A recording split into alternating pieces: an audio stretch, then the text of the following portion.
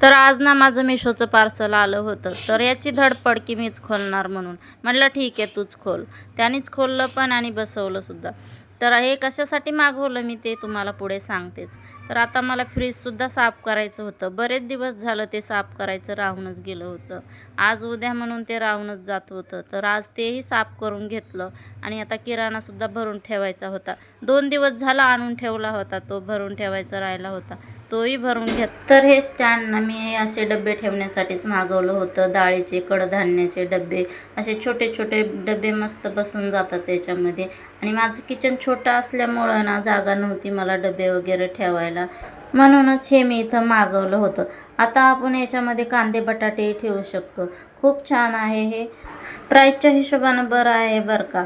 आता इथं संध्याकाळचे 6 वाजले होते आणि मला रात्रीचं जेवणसुद्धा बनवायचं होतं. इथं मस्त मसाला भाजून घेतला होता आणि मला मटर पनीरचीच भाजी बनवायची होती.